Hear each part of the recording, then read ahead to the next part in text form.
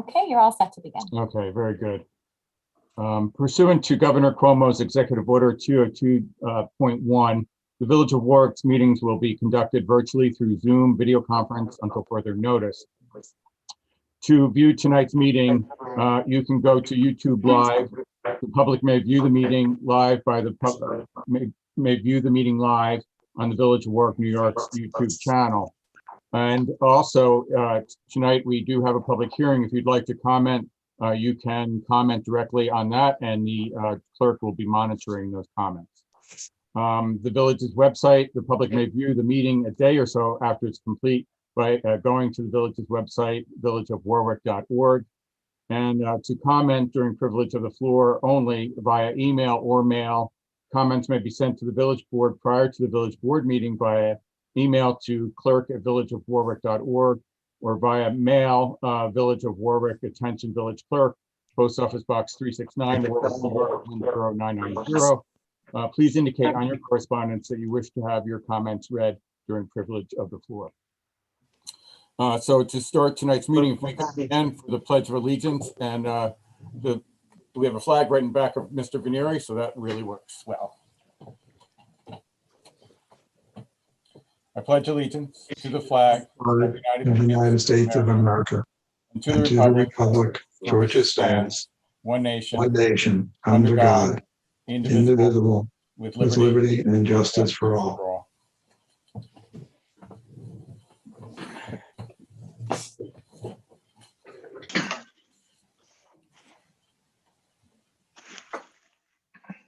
You ready for the roll call? Yes. Okay. Trustee Cheney? Here. Trustee Lindbergh? Here. Mayor Newhart? Here. Trustee Bachman? Here. Trustee McManus? Here, Mike Mosier? Here.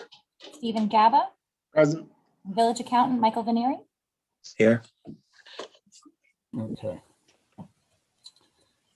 So tonight we have the public hearing of the tentative budget for the Village of Warwick for fiscal year 2021-22. So Raina, would you please read the public notice? Okay. Please take notice that the public hearing on the tentative budget of the Village of Warwick for the fiscal year beginning June 1st, 2021 will be held on Monday, April 19th, 2021 at 7:30 p.m. at Village Hall, 77 Main Street, Warwick, New York, at which time and place all interested persons will be given an opportunity to be heard. Copies of the tentative budget will be available for review on the village's website, www.villageofwarwick.org, beginning April 7th, 2021. Hard copies will be made available to the public by mail upon receipt of written request. Pursuant to Governor Cuomo's Executive Order 202.1, the public hearing will be conducted in the following manner. Members of the village board will attend the meeting via Zoom video conference. The public hearing may be viewed live on the Village of Warwick, New York YouTube channel. Interested parties may submit comments to be received by 4 p.m. on April 19th via mail, attention Village Clerk, 77 Main Street, Warwick, New York 10990, or via email clerk@villageofwarwick.org. Comments may also be made via YouTube during the public hearing by going to the Village of Warwick, New York YouTube channel. The compensation proposed to be paid to each member of the village board is as follows. Mayor, $50,752.40. Deputy Mayor, $9,032.79. And trustees, $7,914.64 each. Okay. So before we open it up to any to the board or to any comments, I'd like to kind of give an overall summary of the budget for this year. The New York State Comptroller, Thomas DiNapoli, set the tax cap for 2021-22 at 1.31%. As defined by law, the allowable levy growth is the lesser of the 2% law or the CPI, the index of the rate of inflation. I'm pleased to report that we've remained within the tax cap for this coming fiscal year. In fact, the village has maintained the tax cap levels since its inception, except for fiscal year 2019-20, due to the costs associated with the ongoing wastewater treatment plant project. The sewer land tax continues to help us save funds needed for the plant upgrade, which has an estimated cost of $12 million. The village has received a $3 million grant from New York State Environmental Facilities Corporation. The sewer land tax collected over the years will be used to repay the anticipated 15-year bond from the EFC. There will be no water land tax collected for the water fund. All land taxes this year will go to the sewer plant improvement. Some highlights of this year's budget. Within the budget are funds for the following equipment purchase and projects. At Village Hall, we will continue our first and second floor security upgrades. At the central garage, the purchase of a new generator and new air compressor. Under the title of special items are consultant fees for the village's comprehensive master plan. Under streets and roads, the purchase of a new chipper and new asphalt roller, and we received $170,528.57 through CHIPS, Pave New York, and Extreme Winter Recovery. And I just want to make a mention, I received those numbers directly from Senator Martucci's office on Friday. So that was quite a bump in those numbers. As far as CHIPS, it was a 33% increase. In the extreme weather funding, 54% increase, and in Pave New York, a 50% increase. So that will truly help us a great deal in this coming year. Under parks, there's new and replacement cameras in Stanley Deming Park, repairs for the over 35 field in Memorial Park, new code blue unit at Stanley Deming Playground, and paving of Memorial Park Drive. Under storm sewers, Maple Avenue trash rack replacement. And under water fund projects, well number 3 construction, generator for Galloway and Hilltop pump stations, a SCADA system for Southern Lane and Hilltop pump stations. Sewer fund projects, $12 million rehab and upgrade of the wastewater treatment plant. Under grant applications, we have 7 grants that we are anticipating reimbursement in the total amount of $247,162. And we are in the process of multiple new grant applications for infrastructure projects, including a grant that went out Friday to Senator Maloney's office for the storage tanks at the reservoir. That's a $2 million project, and that's what we asked for. Also, Barry was working on a Bridge New York grant. And do you want to just chime in to explain what that was about? Yes. Bridge New York is a program that happens maybe every 4 or 5 years. And so they funded it this year. The village has submitted 2 applications under that program to replace the bridge in Memorial Park, which is quite old. It's unrated, probably was never designed, and is in need of replacing. And also the Wheeler Avenue culvert. And we've gone after 2 culvert projects, and those projects, if they're accepted, they would in all likelihood be done at no cost to the village, and it would be done as part of a contract that DOT would do the design, and state DOT would do the design and the let the construction bids for multiple culverts in the area. So we're hopeful that that's going to move forward. We did what was called a preliminary application. We should get comments back by about May 5th, and then respond to the comments, and hopefully that will go favorably. Good. Thank you, Barry. And thank you for finding that and pursuing it. I think it's great. And hopefully we will get it. And back to the budget, there will be no increase in sewer usage rates and an 8% increase in water usage rates for this year. This, of course, is a brief summary. The complete tentative budget is available on the Village of Warwick's website at www.villageofwarwick.org. The summation of a budget that defines a healthy community is the continuation of critical infrastructure projects and uninterrupted daily operations, as well as the important assurance of public safety and cultural and recreational amenities. I'd like to thank Village Treasurer Sadie Becker, Village Accountant Michael Vanieri, and the Village Board of Trustees, and all department heads who helped form and establish a fiscally responsible and on-time budget for this coming year. And with that, I will give the floor to our accountant, Michael Venieri. Michael, do you have some words of wisdom for us? I don't know if they're words of wisdom, but just so people understand, we are doing other stuff besides the wastewater plant.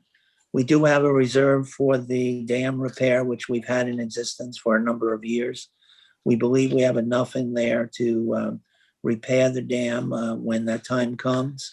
And if there is extra funds necessary, hopefully we'll be able to secure those either from the state or the federal government. We also have an infrastructure reserve as well, for which we are attempting to prioritize those kind of items that we want to, capital improvements that we want to do with the use of that fund. We add about $250,000 to that fund each and every year. And of course, then the wastewater treatment, which we've had ongoing, and for the second year in a row, we're going to place over $900,000 into that reserve. The goal is, with the 12 million being spent and the 3 million from the state, that leaves us with 9 million. We're hoping to have a $5.5 million loan that we think we can service over 15 years or less. And by putting money aside right now, we're going to, at the end of the 22 budget year, we're going to have close to $3 million in that reserve fund. So with the $3 million from the state, the 3 million we will have, that'll be halfway there. And we're pretty confident that we're going to be down to the 5.5 or less when the project is complete. And therefore, we will be able to have a loan with the EFC at less than 15 years. And with a little bit of luck and low interest rates, it may even be less. Thank you. Thank you. Any comments from the board and Raina, have we received any public comments? No, there are no public comments.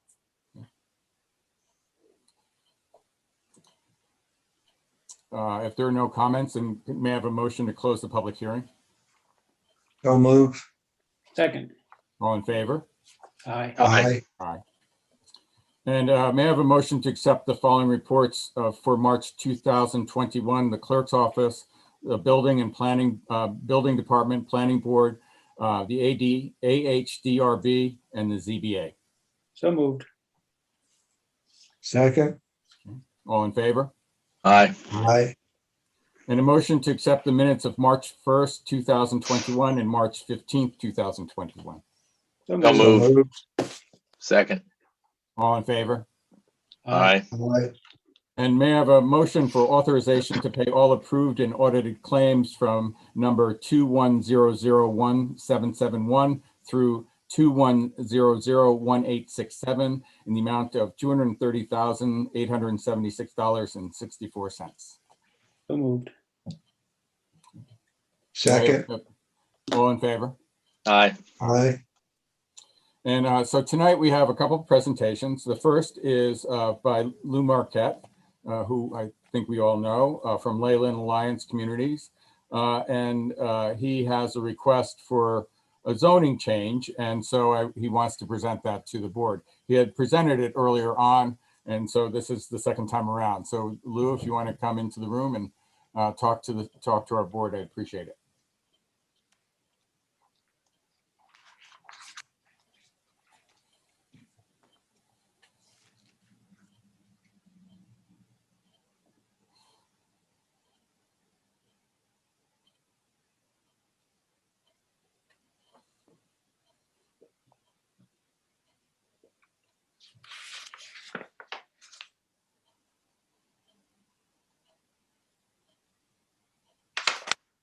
Lou, can you hear us? Yes, I can hear you. Okay.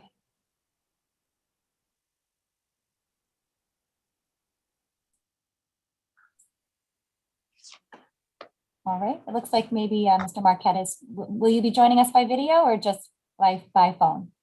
I should be on video. Is it not up? Where's the screen? There we are. Here we are. Can you hear me?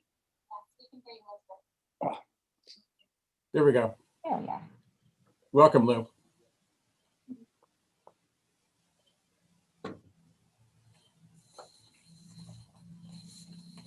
So Lou, the floor is yours. Okay. Can you hear me now? You see me now? Okay. Good Okay, evening, We all everyone. see you. Thanks for the time. Thanks for you all hanging in there in these, in these times. Let me say it that way. Over a year ago, I sent a letter in seeking a one-word change in the senior housing zoning definition. And the reason I'm trying to do this is I think there's a need for senior citizen rental housing. And when I go to senior citizen housing, the zoning is pretty good, except in the definition, it says senior housing which shall be constructed with the assistance of mortgage financing or other financial assistance from the state and federal government. And what I'm proposing is to change the word shall to may, M-A-Y. And by doing that, then I could do a private development with private money, not state or federal subsidized, that can be made as, if you would, a very nice rental apartments for senior citizens.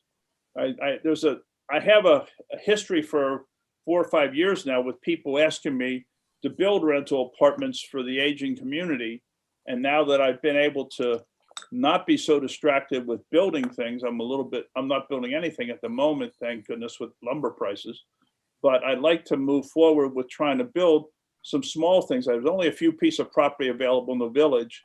But if you change that word, then I would come in with an application to request a zone change on a piece of property from R1 to senior housing zoning. And then I can proceed with an application through the regular processes. And it's just, I just don't want to have to seek I guess a zoning variance or whatever based on a word. It doesn't, from what I understand from my legal counsel, that's not really something that they can give me a variance on. So that's why I'm here tonight, to advance that discussion a little bit. And you asked me at the last meeting to look at what was happening in other communities in Orange County. And so I've included 2 sheets doing a simple outline of what's in there. I could come back with the full ordinance printed out and you could slog through it. But in the end, essentially, these are the things that are in there. Some of it's 55 and over, some of it's specifically not. Some of it is rental, some of it is language is more for sale. Some of it does have state and federal subsidies and some does not. And it's pretty well detailed. I've edited a few times to make it, easy to understand. Let me say it that way. But in talking it through with council, it seems that the definition of senior housing as being only that which is state or federally subsidized seemed to be a little, if you would, outdated or like an oversight at some point, written for specific projects that were being proposed or whatever, may have been. But I think that's a simple way to move forward. I understand we're going through a comp plan. I understand there might be some rezoning. I also understand I might be dead by the time that process ends, even though Barry's pretty good at it. He'll move it along. It's going to take a while.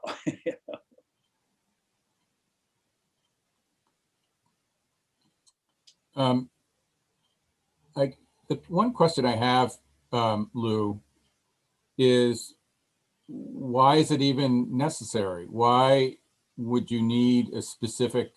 Why couldn't you just do a multi-family rental and just rent to seniors? I don't, it just, why does it have to be so senior specific is my question. Well, if your multifamily rental is set up to be 4 units per acre, which is a very, consider that you're building a building, the house, say it's a 2,000 square foot house, and meanwhile, you've got 38,000 fair feet of grass around it. It really is not, it doesn't suit the needs of the people who are there, if you would. I'm trying to make something that's a little bit more an assembly of little buildings. So there's a little community of people who are 55 and over and renting as opposed to owning.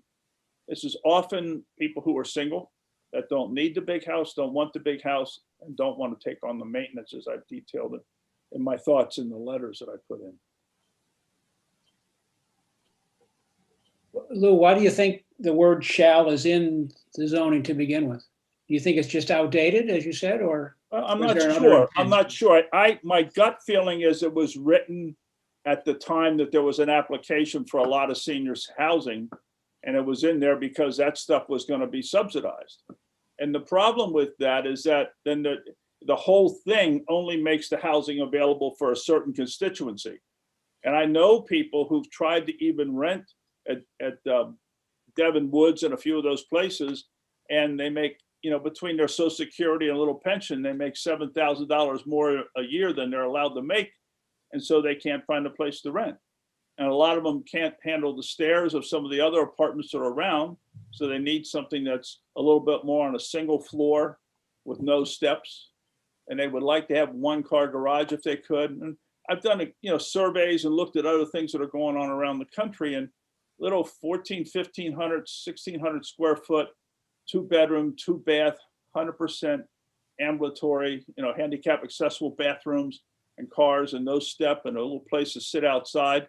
Part of a little neighborhood is really a pretty desirable product for people without having, you have more funds than you can be permitted into these places with if you're beyond their limits, Steve, why do you think that it was so specific, or this type of housing was specific to subsidized projects? It's been a while since I went around the horn on this. As Lou said, I think it was about a year ago. But my recollection is that that particular provision was drafted as a way of keeping the senior housing rental costs lower for the people who would be using them. The necessity of obtaining federal financing, I believe, triggers a requirement for lower cost rentals. I don't think you can get the financing without that. Right. And so I think the way the village drafted it was kind of I won't say low cost housing. That's not what we're talking about, but a way of kind of imposing in a little bit of a left-handed way, I admit, that requirement. I think there's also a density bonus for senior housing. So if you remove that, I think you'd have to look at the density of allowable senior apartments. I seem to recall the last time, and I know, we haven't made that much, I don't know how much progress we've made, let me rephrase it that way, on the comp plan, but I thought that the sentiment of the board last time was, it's an interesting idea. I'm not saying Lou's wrong or anything like that, but you got to see how this type of change would mesh with the proposed update that you're doing to your comp plan. It's not the type of thing, I don't think, that you would do as a standalone zoning change unless you were really sold on this is what the village absolutely wants, and we'll build it into the comp plan, after we've enacted it. If I can, historically, what's going on now is, for a lot of reasons, a lot of it has to do with, we're taking care of ourselves more and we have better medical services available and technology, that people are living longer. And there's a certain point in talking to people where they get to a point where they just don't want the responsibility of maintaining a house. And especially in a market just like we're in now, houses are worth a fortune. So if you sold your house and rented it, you could live almost, at the same level and put the money to work in investments or bonds or stocks or whatever, and work with your family or advisors and live that way without having to worry about the maintenance. And so I think the idea of trying to get more people in town with affordable housing, if you would, or lower cost housing for seniors was a great idea. But the way it's structured through state and federal subsidies, I'm involved in a lot of affordable and workforce housing being done around the country through some national boards that I'm on. And those subsidies are expensive in some ways, in that they put so much limitations on and so much cost that it really doesn't pay to do things when you're trying to come in a market that's, say, reasonable in the marketplace at $1,800 or $2,000 a month or whatever it is, and not have the subsidies. It just, they're not gonna wanna put in, some moldings in a larger room and a fireplace, and those things aren't allowed in that kind of housing underneath the federal guidelines of keeping the cost down. So what's happening in the cross section of this, there's a group of people that can't find a place to live. And then they leave. And some of them have been here a long time. Everyone in this room, maybe except for our council, knows different people who've experienced that and moved down south because the cost of living and the simplicity of it is down there. In some ways, a lot of them would rather stay with their church and their groups and the people they know up here, but they'd like to have a simpler life. And I'm just trying to build that. I mean, and it's not like it's going to be anything huge, but 20 units, 30 units. I mean, it's the kind of stuff that is scalable here, I guess I'm thinking that maybe that clause was written that way to obviously keep affordability, but also then not to, if a developer has a choice, he can or she can build one way, which is subsidized, or another way, which is not, and would reap greater revenue from Plan B, then maybe that's the only type of housing, senior housing, that would be built. And that could be problematic as well. Yeah. I don't know. I mean, what I'm trying to do is make it go either way. Right now, No, I realize it, but if you give a choice, then maybe the choice is obvious that, okay, I only, if I'm going to build something, I'm going to get my greatest revenue from it. And, this is. and I don't know if the market's that deep for this housing to build 200 units of it. I don't think it's even close to that. Okay. But I do think on the subsidized side, from what I've seen of other towns, we've got 3- and 5-fold as many as senior affordable housing units in the village of Warwick as any other place does. So it isn't like we need more affordability to meet the demands of the region, if you would, What about if we have a work session on this? Would that be appropriate for the board? Would you feel, I mean, this is a pretty important topic that I think, I don't know about waiting for the end of the master plan. That might it might take another year, and I don't know, but I think I understand what you're talking about, Lou. I think that maybe we do have some housing that sort of by ad hoc does that. Probably Park Lane Apartments would be, that's not classified as senior housing, but many seniors live there, and those seniors they do not fit the criteria for Devon Woods or Creekside or Burt Farms, or that they can't, they're on the list, and it'll take 2 years before they, are tapped. So right.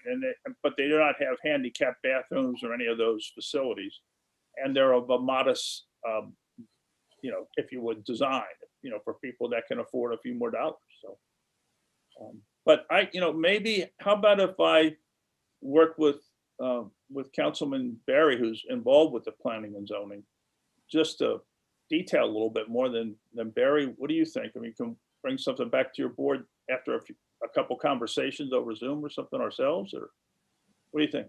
I kind of like the idea of a work session, but I'd be more than willing to meet with you to maybe discuss it further before we have that work session, so that I can kind of galvanize some of my thoughts. My recollection of how we got into the whole senior housing game was that it was to provide that those subsidized affordable rates for individuals in our community that needed it. And you're right, we've got much more than most communities around us, certainly. And that's in part because we have the infrastructure that was able to support it. You can't build something like that without having sewer and water, and some other areas of the town, and we're a pretty large town with a good sized population. They don't have that sewer and water. And I guess, I still, would like to really think this out. And so I think the mayor's suggestion about having a work session is a good one. And yeah, I'd be more than willing to meet with you, Lou, and maybe we can talk some of these things out and just see what the best way to approach this would be. I certainly understand the need. I can't disagree with you there. The need is there and going to be there in the future. So how we address it is something that we need to really do some fact finding and deliberating on. Okay. All right. So we'll have a meeting or two, and then I'll follow your lead, Barry, relative to a work session. More than happy to do it. Okay. All right. And would anybody like me to research anything specifically that comes to mind? Otherwise, we can, hear a bit from anybody later, but I can go find stuff as best I can with the computer, Well, one of the things I'm curious about is the demographics. Where are we going to be in 15, 20 years from now relative to the need for the level of housing that exists to support the 55 and older age group? Because there are fewer 55 and olders entering it at this point in time, and it's going to decrease even more as we move forward. I'll see what I can find on that. I'm hearing that as much as that may be true, the life expectancy is accelerating, is rising a little bit with people trying to stay in this community. So again, I don't think there's an extensive market for it, but I think there's a gap in our ability to fulfill people who have ambulatory needs and the money to pay your rent and no place to find to do that, because you don't move into a rental apartment and renovate the bathroom. Okay, so Lou, thank you for coming this evening and speaking to the board. And obviously, you're going to reach out to Trustee Cheney. And once that happens, we will set a work session with the entire board, and we'll go from there. Okay, terrific. Thank you all very much for your time. Okay, thank you very much, Lou. Thank you. Okay.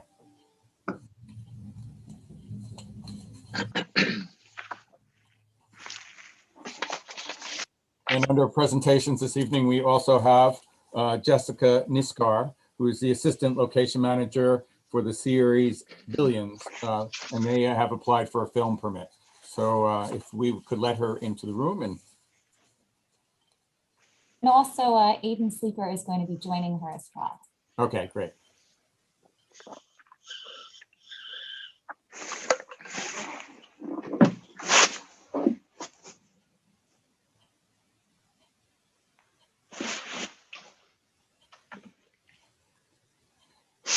Good evening, Jessica and Aiden, and welcome to the Village Board meeting. Can you hear us? Yeah, hi, Yeah. how are you? So if I'll just give you the floor, if you want to describe exactly what the permit is all about and where we are with it. Okay, so I'm working on the show Billions, and this is going to be for season 6, and we are looking to come to the village of Warwick for filming on Wednesday, May 5th, which is 2 weeks from this coming Wednesday. But basically, our plan changed, or is changing a little bit. I think we're trying to expand our work and spend more time in the village. But our initial request was to do an exterior scene where we walk outside. We have our actor walk out of the mayor's office, the village hall, and then he walks to what we're deciding now is an exterior bar. So initially the plan was to have him walk out of the village hall and then across the street and then down to the Queen Village Cleaners. And if we do move forward with that, because they'd be crossing Main Street and we'd probably like to have a camera position in the street, we would have to work with the New York State DOT, who we're also communicating with and getting all the permitting approval through Lieutenant Rader and the EMS and hopefully you guys as well.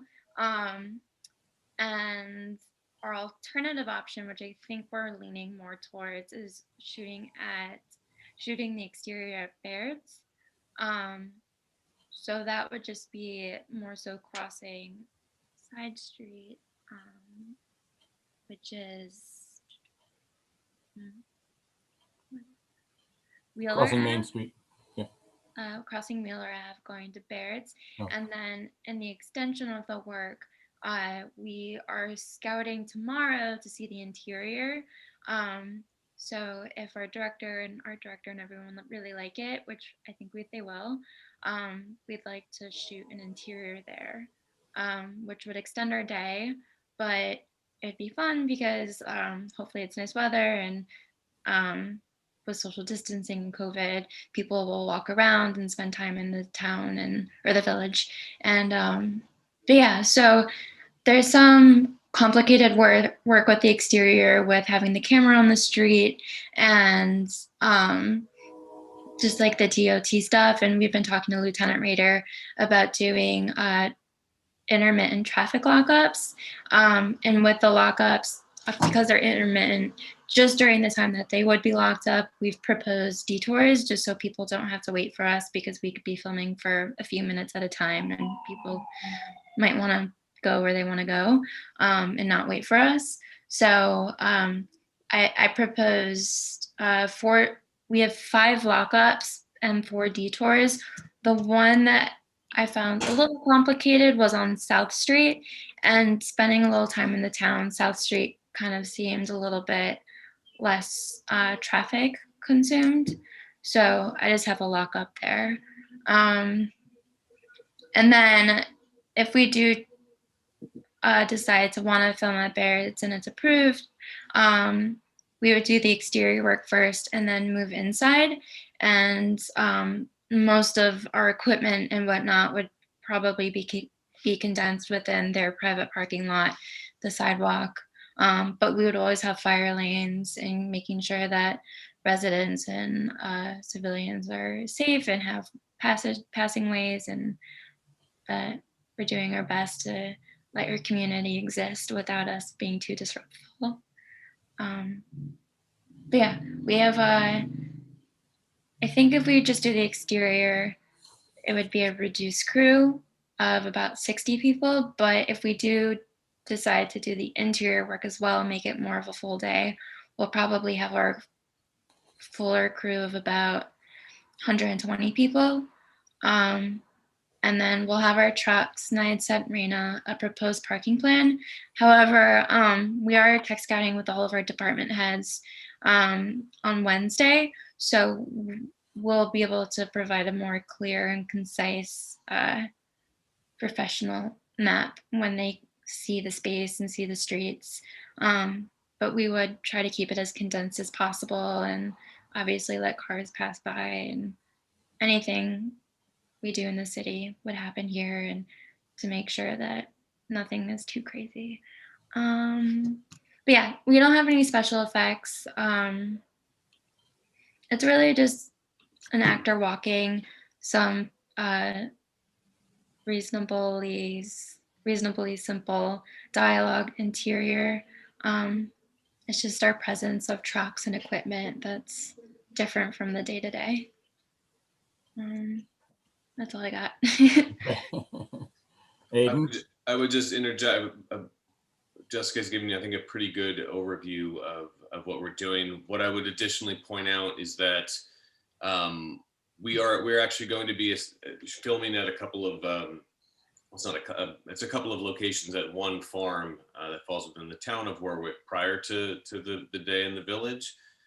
We are going to be utilizing a local, what we would call in the film world, a base camp, where we'll put the bulk of our like the tractor trailers that house all the equipment, and have the the hair and makeup stations and all the, all of the circus items for the most part will be away from the village. And then when we come in, even if we do wind up shooting inside of Baird's, and I really hope we can pull that off because it is about the most perfect place I could imagine for the scene we're doing, for Chuck Rhodes Jr. I don't know if you guys watch the show at all, but Paul Giamatti's character is like a huge history buff in the show, and just like having him walk into Baird's, I just think would be great. But yeah, we are going to be undertaking a lot of mitigating actions beyond just having the detours and working closely with DOT, obviously the village as well as the police department, and we'll also excuse me, we're also today we've actually reached out to the fire department about it maybe even potentially renting a portion of their lot, or making some donation in order to put some items, some pieces there, as I guess one of their facilities on Church Street is relatively close by. This is all to say we will continue to try and come up with creative solutions to minimize the impact on the village of Warwick, while also featuring it in all of its beautiful downtown glory, which is, I think everyone's really, on our side anyway, very excited to have the opportunity to come to Warwick. It's not something we get to do every day. And I know Jessica and I have really enjoyed coming up there and getting food at Wolfie's and ice cream at the Creamery and all these different things. It's been really great, and I hope it's something we can do more often with in our work lives moving forward. Thank you, Aiden. Yep. So board, this is the moment that you can ask a question. Does your, Go ahead, Corey. sorry, does your production have any COVID procedures while you guys are in the village? Yeah, we have lots. This is I've been on a few different productions, and this is the one that is most takes it to not the extreme, but as careful as possible. We obviously wear PPE, monitor social distancing. We have health and safety officers that are constantly walking around our crew, monitoring the spacing and PPE use and all of that, offering hand sanitizer. In regard to testing, everyone on our crew gets tested on the shooting crew 3 times a week. So Monday, Wednesday, Friday, regardless if we're in the office or we're upstate or wherever we are. We always have a lab that follows us so we can actually get our results back on the day rather than a delayed PCR. And then when we're catering, we have social distance meals. We find spaces that are big enough to accommodate the 120 people, which is no small feat. Our hair and makeup team wears face shields when they're working with actors that are not wearing masks to obviously do hair and makeup. Kind of the only time that someone that's part of our crew that is not going to be wearing a mask would be our actors, and they only take it off during filming. But because of the testing and the contact tracing, because it's so diligent, we're able to make sure that everyone is safe, and we have not had any issues with any outbreaks of any sort. We work with Mount Sinai. We do what we can. In regard to traveling, we've limit 3 people to vans. People don't travel in cars together. And we also, Corey, if like, for example, anytime we go on location, any vendors that we're making a specific agreement with, we also, or that we're also interacting on a closer basis, we bring them into our testing cadence as well. So as a, for instance, if we were to film at Baird's and we wanted to have a couple of their staff members on working with us, we would put them on our testing cadence as well, so that we know that we're not infecting them and they're not infecting us. And they would also be expected to abide by the same distancing and PPE protocols that we use with Viacom CBS. That sounds great. One last question. You mentioned catering. Is it something like a company like Craft Service, or is it being provided by some of our village restaurants? So the catering itself is provided by our production. Because of COVID, we do it very differently than we have in the past, where they pre-prepare the meals and hand it out in a container rather than a buffet style like we used to. So for health and safety, it's more so. But more often than not, because our crew is going to be in the area and they like to wander, they would be shopping around in the area, and sometimes Crafty or we've opened tabs to allow our crew to get food or snacks or treats from the community that we're in, to support you guys and keep everyone happy with sugar and sweets and treats. Yeah, it's actually a little bit of an odd thing where we are, the production is contractually obligated to provide a meal to the crew members under most of the collective bargaining agreements that we operate under. And then because of COVID, we are essentially, where normally we would probably do what's called a walkaway meal, where everyone just goes and has lunch where we are. For COVID reasons, we're not able to do that right now, and thus we have it looks like a food truck. They hand out it's literally a box that has that day's lunch in it, and those that want to eat that can eat that, and those that don't want to can opt out of their own choosing and go elsewhere. Have you walked the village enough to be comfortable with, all the trucks that will be on the roads? I guess I read some trucks going to be on Church Street, across from Village Hall, and comfortable with parking spaces, et cetera, et cetera. So that'll be firmed up after we tech scout with our department heads on Wednesday. That's a preliminary plan. Aiden and I have walked there, and we feel that it's probably appropriate and a reasonable amount of space, but we'll be able to get that confirmation on Wednesday. So ideally, we'd like to leave our big campers, tractor trailers at the Space Camp lot that will be using the Hudson Sports Complex in the town of Warwick. But I think it sounds like our trucks are going to move, and we may have one camper that will move over that we think hopefully should be able to fit on Church Street in addition to the crew parking spot. Raina, they're requesting Chase lot? Yes. Okay, I mean, there's only 28 spaces in Chase lot, in the inner loop. I wouldn't want to give away the outer loop. Those are already reserved to our local merchants. So you have 28 spots in the middle.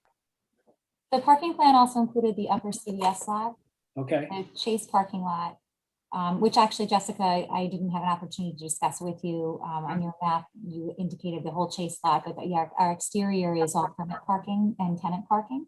Okay. Interior, as Bill said, would be municipal or public that we could then rent possibly. Okay. Yeah, that was just a proposed plan. We can obviously go into it further, and then when we figure out how many people we'll actually have, we can find more space, or I'm sure people may still need to park at the lot where the campers are going to be at the Hudson Sports Complex. So I think whatever is available, and then we can bring it down if that's okay.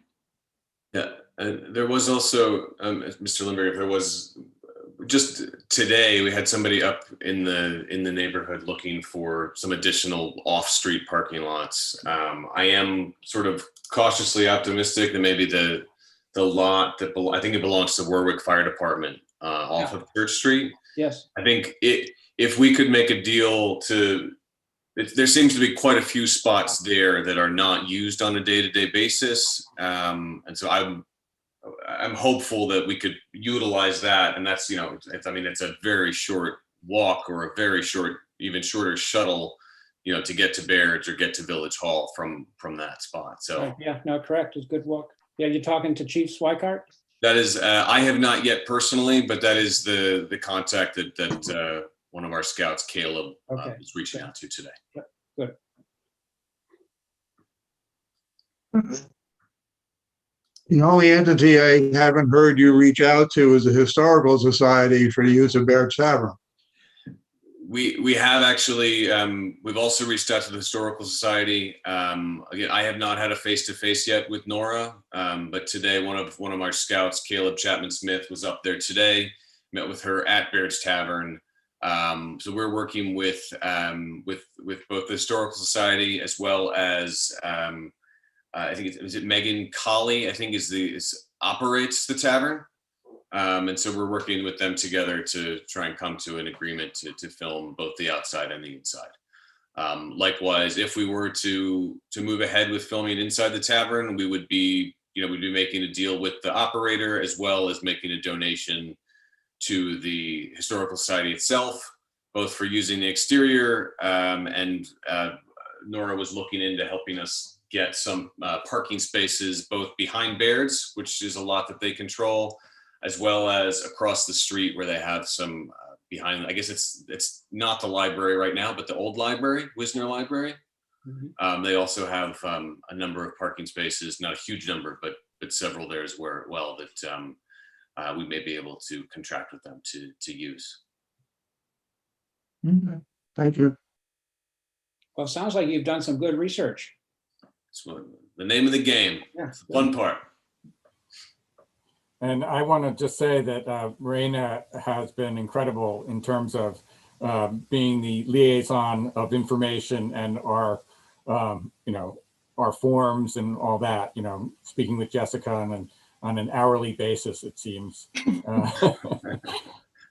So, but Stephen, you have something. Yeah, speaking of the forms, Aiden, you submitted a marked up copy of the village's application for a film production permit. And some of the things I don't have a problem with. I mean, you cut out the need to replenish the escrows. It's a one-day filming, so we're probably not going to need to replenish the escrows. I mean, I'm not going to have a hard time over that type of thing. But and you added some language to the release and hold harmless. And I understand, there's some language that you're going to want in there. I've seen it before, as far as not being able to restrain production, distribution, release, and all that. That's fine. But there was just a couple little things that troubled me. You added that all third-party claims and lawsuits are what the village will be indemnified for. Third party in New York law has a particular meaning. It means that somebody sues somebody else, and then a third party gets brought into it after that. Mm-hmm. It almost is as though if the village were sued directly for an accident occurring as a result of your activity, there wouldn't be coverage under this. Now, I kind of think what you meant by third party was, well, if somebody other than the village or you was involved in the claim, but the way that it's written is really a problem for the village. I mean, in the event that they get sued, it's a problem. I'd like to take it out. What I would say to you, Stephen, is so a couple of things. One, Jessica and I work for the show Billions under the auspices of Showtime, which is thus under the auspices of Viacom CBS. The comments to the agreement are, I would say, predominantly boilerplate coming straight from Viacom CBS production legal. If there are things that you are uncomfortable with, Jessica and my job is to push back on CBS Viacom to reach a point where everyone is comfortable signing this agreement. So I think to your point, if I can make a note about trying to clarify what exactly they are, if there's a reasonable carve out to be made, I can certainly request that they make that in a more limited way. If you had a suggestion for a way that would feel comfortable to you, or that would be okay for the village, I'd also be more than willing to push back against that on our side, on your behalf. But I will say, like, a lot of the red line that you see in that permit it really is just like it's standard pushback from Viacom CBS that they do on just about everything to see if they can get it. I've seen other filming permits. I've never seen this third party language. So if you could look into that, Sure. I think that would be very helpful. The only other one I have Mhm. is that it says that you, in the event that the village is brought into a lawsuit, and it's something that you're, responsible for, yeah, the way it's written, you'll pay reasonable attorney's fees, not just any attorney's fees, reasonable attorney's fees. And you put in reasonable outside attorney's fees. And I really don't know what that means. I mean, it makes it look almost like if we bring in the village's insurance carrier and they provide an attorney, you'll pay for that. But I mean, that doesn't help the village anyway. The insurance company's paying for it. But if a claim comes in and they give it to me to take a look at, and they have to pay me to process it, you won't reimburse the village. And that's a problem. Got it. I think, again, I do think this is coming from Viacom CBS being, a huge multinational, and just kind of, I do think this is it's a boilerplate request that they make. And I think the instance that you've just mentioned, and I'm looking it up on the red line right now, would in fact be a perfect example of something where it doesn't actually make sense. I think if the Village of Warwick was, a fellow movie studio that had, many lawyers on staff, I think that's what they're really talking about when it talks about outside attorney fees. So I'm more than happy to address that. All right, so I think when the village acts to approve tonight, I think that the resolution should be made. You get approval subject to resolution of those two outstanding issues. Is that all right? That would be fine. That's all I have, Michael. Thank you, Steve. Thank you. Board members, anything else? Well, Jessica and Aiden, thank you for guiding us and giving a presentation tonight. We have a motion, as you know, on the agenda, and that'll be part of the next part of the meeting. So Can I ask thank a you. quick question? I'm Yes. sorry to interrupt. May I ask a question? So in the proposed motion, we were basing it off of the time from 6 a.m. to 12 p.m. on Wednesday, May 5th, with a rain date of Tuesday, May 4th.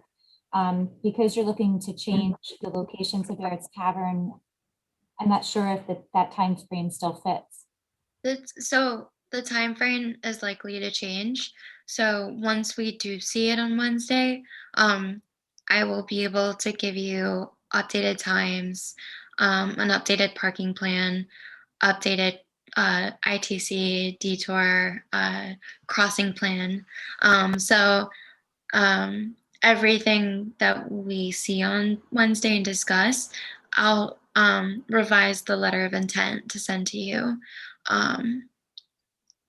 But yeah, so I would assume that maybe, I don't know, Aiden, we would want to push it maybe to 5 p.m.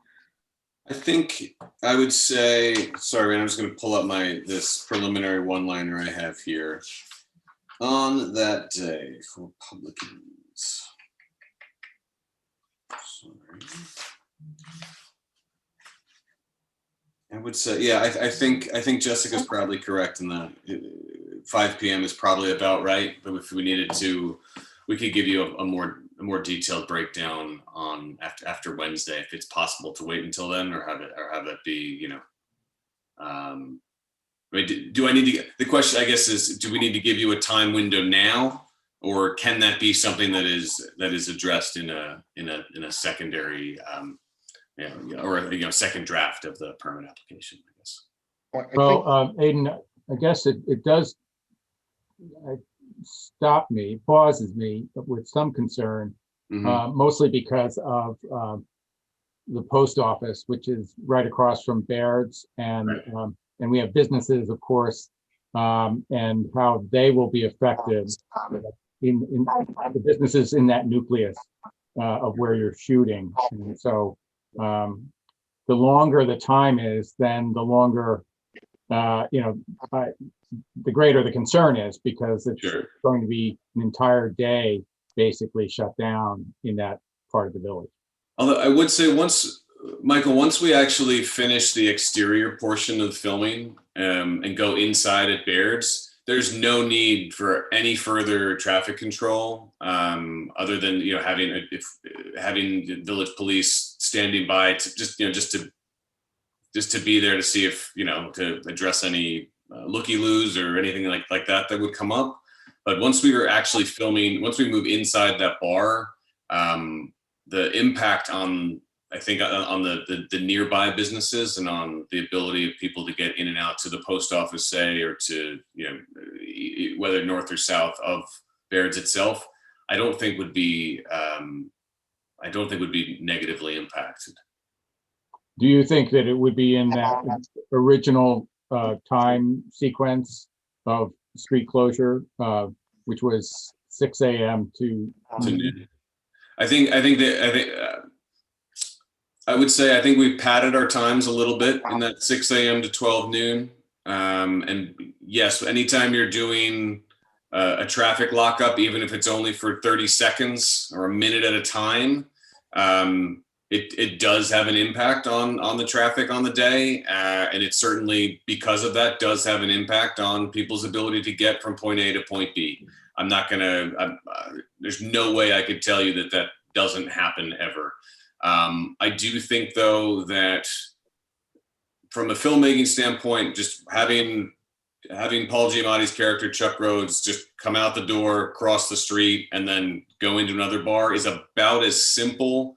Even with the traffic lockup, we'll do it a few times. It will, someone will honk their horn. Someone will say, "Get out of here." I'm sure it always happens. But it is, the actual time that it'll be holding traffic, I'm going to guess, is probably a grand total of 15 minutes in aggregate. In intervals, you mean? Correct. Yeah. Okay. Correct. Okay, that clarifies it. Yeah. Any other questions, board? Yeah, is this season 5 or season 6? This is for season 6. Okay, because I see on the release and hold harmless agreement, it does say Billions season 5. So I was just curious if that matters at all. Oh, I'm sorry. It's on the production title. Okay, sorry. I'll edit that when I send the revised. I'm sorry. Yeah, we're finishing season 5. We were in the middle of it when we shut down last March. So this will actually be for the season 6 premiere episode, 601.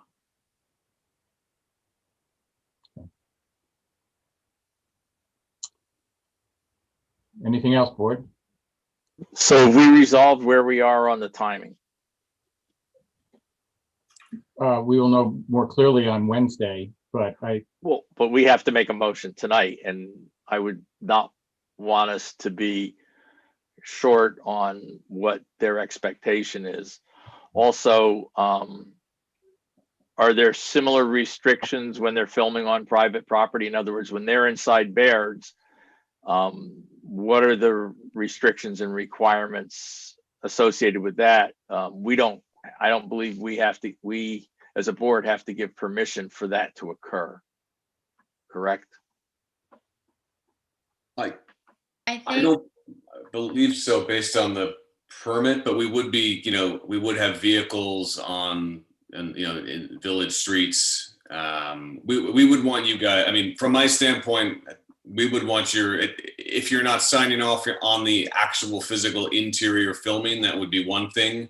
But certainly our presence in the downtown area is something that we would want you to be not just aware of, but to sign off on.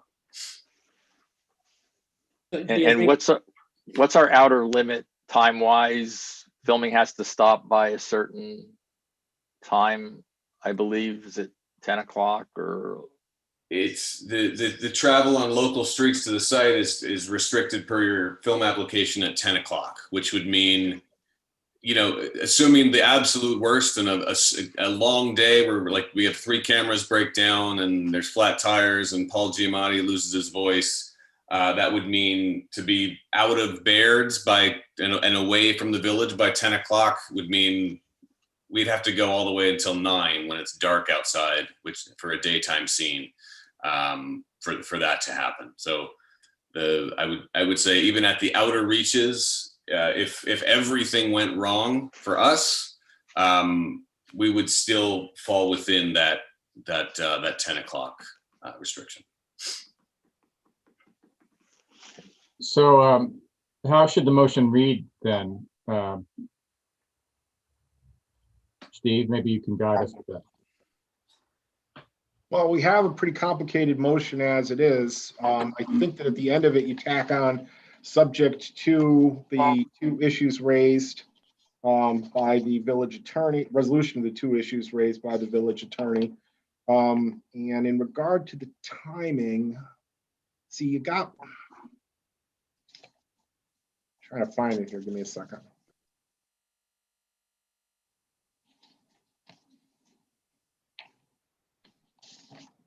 Because I think you have the times written in already. Yeah, so 6 a.m. to 12 p.m.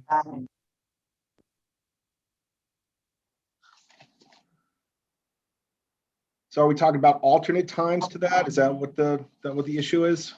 Yeah, I mean, I had we go. indicated through the letter of intent that we weren't going to be able to get 100% definitive answers and information until we do Tech Scout on Wednesday. So, because we tend to fluctuate our details a bit, we'll be able to solidify everything hopefully by the end of the day Wednesday, and then I'll get that to you that night or first thing Thursday morning whenever you need it.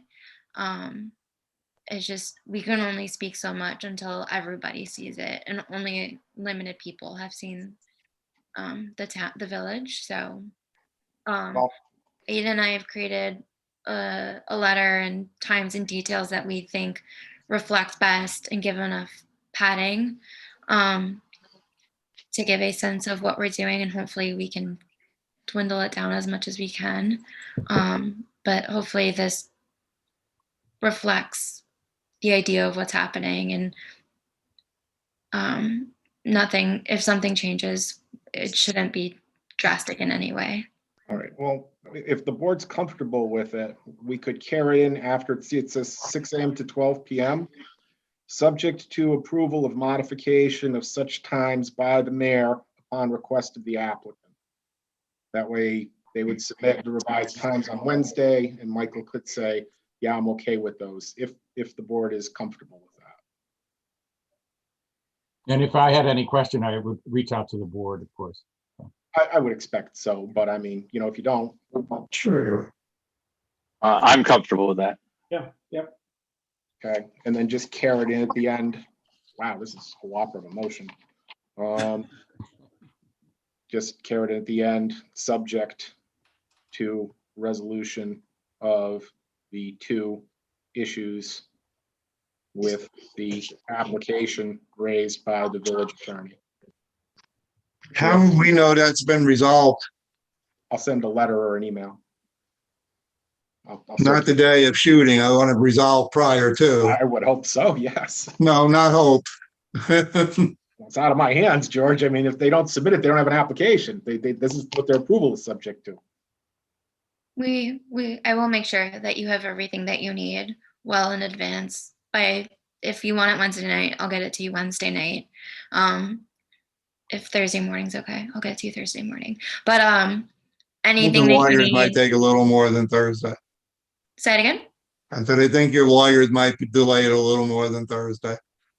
I have faith that you could do what your part is, but getting corporate lawyers to change what they want could take a little more time. So I want to know how we're going to know, how myself as a board member is going to know that the legal issue has been resolved. Well, what should happen is they submit a revised page. It's just that one page with the two carrots in, one being third party and the other one being, what is it? Own, local, whatever it is. The outside attorney fees. Outside. Yep. Deleted. If they aren't deleted and they want to submit a letter or something and say, well, you know, this is what we really mean by that, and I think you can agree that it's reasonable.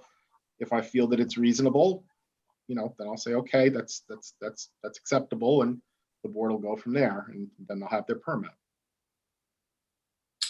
But yeah, also, and George, I will get on the phone myself with our legal department at 11:30 East Coast, 8:30 West Coast, to try and resolve it as quickly as possible. So I'd love to try and resolve it tomorrow, so that ahead of our Tech Scout on Wednesday, you guys at least know that here's our request for why we think this is reasonable, or I can tell you that your comments were more reasonable, and we can strike these from the red line and move forward without them, which I feel like is, I feel pretty good about getting that.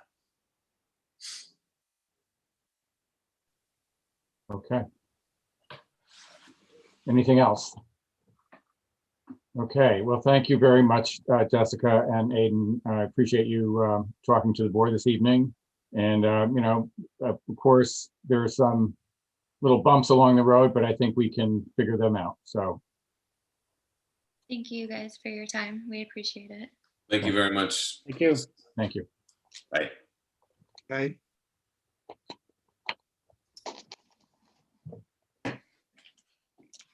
Okay. Under correspondence this evening, we have comments from the Village of Warwick's Architectural and Historic District Review Board on the Village View Special Use Permit application and site plan. We also have a letter of resignation from DPW employee Narcissus Keys. And I just want to say that Nar, as we call him here, has been an exceptional employee. We've loved him in our presence. He's been just full of energy and talent, and he's moving on to a career in photography, I guess. And but we've really appreciated his input along the way. Mike, do you want to say anything about NAR? Yes, sir. NAR was a very valued employee. He came to me as a seasonal employee pretty much right out of high school. He worked his way to permanency. He got his CDL. He did anything we asked him. He moved into the water department. He worked really well with the residents. He seemed to always have a good rapport with everybody he talked to. And as you said, he will be missed. Yeah. And I can attest to the numbers of times that we received calls at Village Hall after he had been working with one of our clients or, a water person, and always just effusive response to what a gentleman he is and, how professional he was. So great ambassador of our community. And also we have a letter from the Village of Warwick Planning Board regarding the proposed zone change of 15 Elm Street, section block number 2210-7-3 from light industrial to central business. And next we have privilege of the floor, and Raina. Yes, we actually have three emails that I received. The first one being one from Raymond and Lugene Marr. They sent it just moments after we closed the public hearing, that the board closed the public hearing. The email reads, "Hi, Raina. We have the following comment for the board during the budget public hearing for the tentative 2021 village budget. Upon our review of the tentative 2021 village budget, we noticed there is no specific line item for a new pump station at Robin Bray. Is it accommodated for in this year's budget? Thank you, Raymond and Lugene Marr."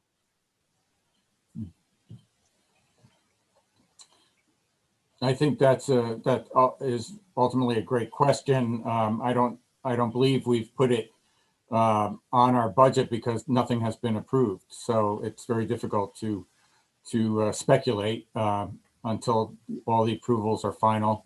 And the question is whether that would happen in this fiscal year or next fiscal year. Mayor, I believe this was Robin Bray, correct? Yes, yes. We're not, there's going to be no cost incurred on the part of the village for that, right? Supposedly not. As it stands now. So unless it's done by the developer, there's no money that's being planned by the village for that upgrade. Okay. Okay. We have what else, Raina? There is another email. This is to the Village of Warwick Board. The Warwick Valley VFW Post 4662 has been made aware of the proposed changes to 2 of the ball field scoreboards at Memorial Park. This email is meant to inform the Village Board that after informing our membership of the proposed changes, The membership has received no objections to the proposed changes. Carmen Garatano Senior, Vice Commander, Adjunct Director of Communications, Warwick Valley VFW, Post 4662. And there was one other email as well. This is from Stanley Martin. On behalf of the Nicholas P. Lasando Jr., American Legion Post 214, I'm pleased to support the Warwick Little League application for placement of new scoreboards and the touching sign honoring our military veterans at our community ball fields in the village's Veterans Memorial Park. Signed, Stan Martin, Post 214 Commander. Okay. And that's all. Very good. Okay, thank you very much, Raina. And then we'll move to motions. And I think it's Trustee Lindberg that has the first motion. Right, that's a good lead. Make a motion to grant permission to the Warwick Little League to install new state-of-the-art scoreboards on the Brown and Cock Fields in Memorial Park as per their letter dated April 13, 2021. I just need to voice my disapproval of the big advertising sign on the backside of the scoreboard. I think it's too large and just needed to put my opinion out there. Did we get a second on the motion? I second it with comment. Oh, thank you.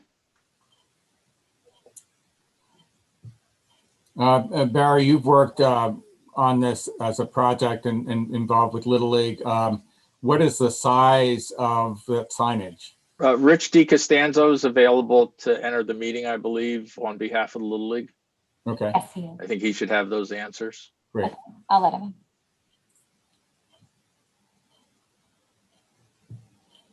Hi, Rich. You're muted. Thank you. Barry, you've worked on this as a project and involved with Little League. What is the size of the signage? Rich DiCostanzo is available to enter the meeting, I believe, on behalf of the Little League. Okay. I think he should have those answers. I'll let him. All right, hello, thank you for having me tonight. What was I missed a question. The size of the advertisement signage on the back of the scoreboard. Okay, What is the size of that signage? I'm sorry, I was watching your meeting on my phone. The advertisement would be no longer than 30 inches tall by 8 feet wide on the back of the scoreboard. No, I believe that's the front, Rich. Oh, that's the front one. All right, so the back, do we know it's not going to be the same size as the scoreboard. I don't know if it's going to be the 8 foot wide by 6 foot. Is it going to be the entire thing, 8 foot wide by 6 foot high? That was M&S Septic graciously volunteered to purchase both scoreboards and take on the installation fees at Memorial Park. His one thing he was asking for, making this donation, that he would be able to move the scoreboard to left center field and Brown Field and put our advertisement on the back for his business. And he included with board of directors, asked them to include messages thanking our veterans, which he graciously did for us.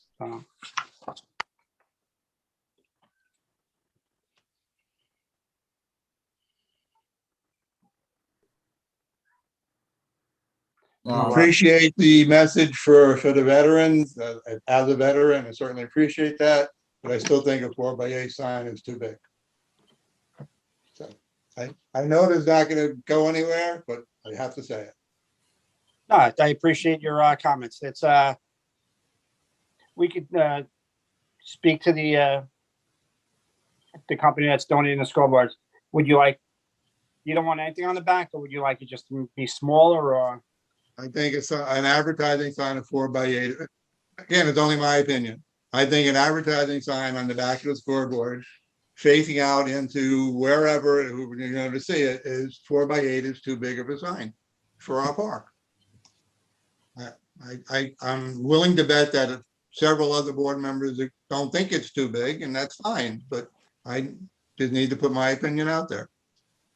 Well, when you're looking at the sign from, 100 yards away, it would, you need a pretty big sign for all those grandmothers that are sitting in the stands.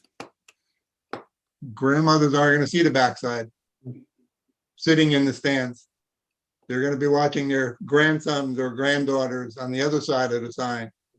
Well, when I was an umpire, I was always told that the grandmothers are the main part of the game.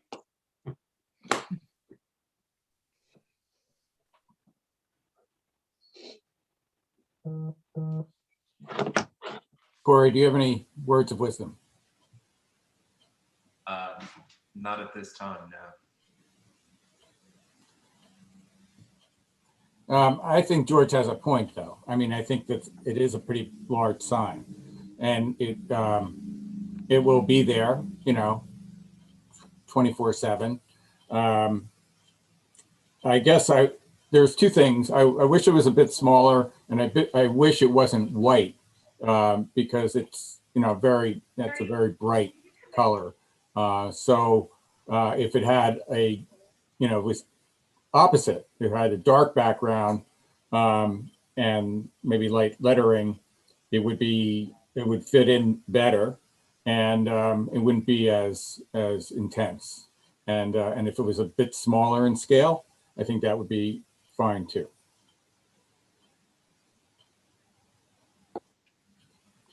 I believe that's something that we could discuss with the company that's installing it. That was his initially design, that he liked the white with his the colors on the thing. That was one of his. He asked for that because of everything he's installing. The scoreboards are $7,500 each. Yeah, it's a very generous offer. I mean, Yeah. we don't not look at that. I mean, it's obviously a really wonderful thing for Little League and an improvement to our park. Absolutely. Okay, so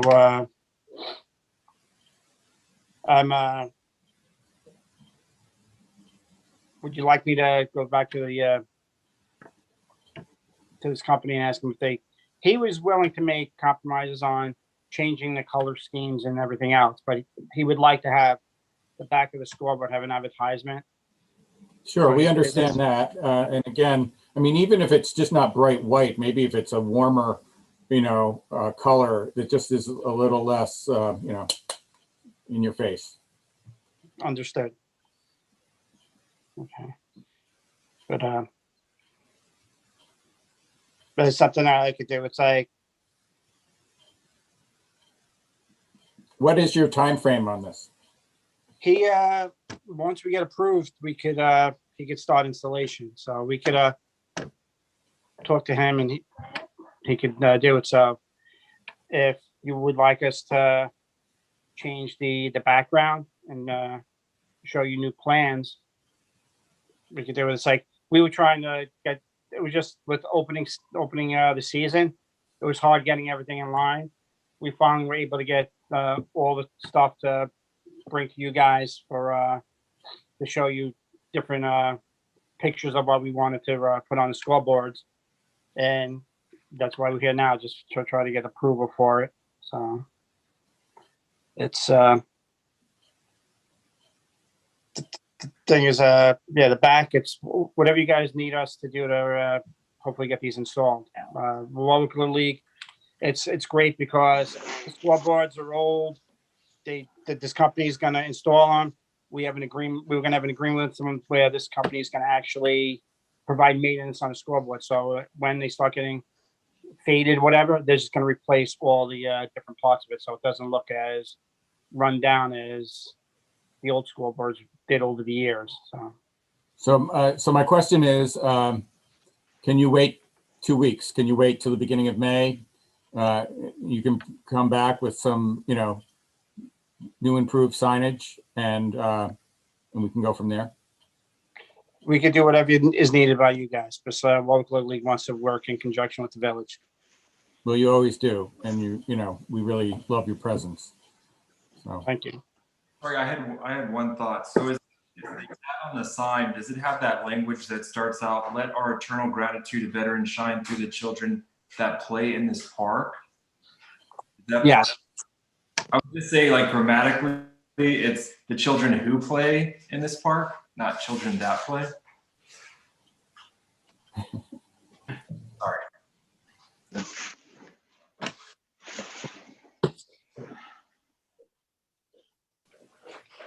I wrote that down. So what was that, Corey? Who playing this park? Not that, who playing?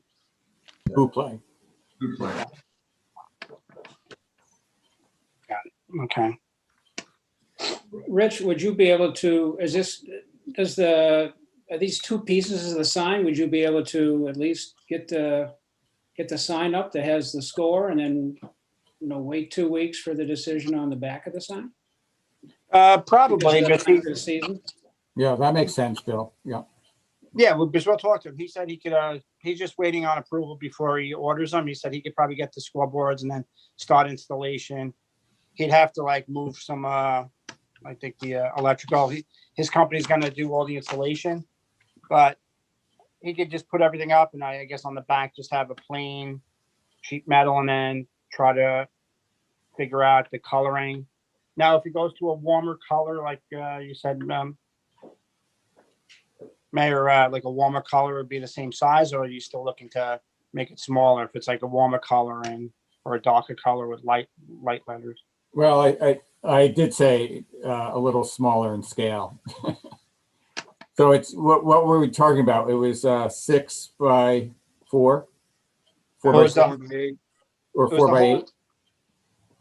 Well, yeah, it's 8 foot wide and 6 foot high. 6 by 8. Yeah, that's what your letter says.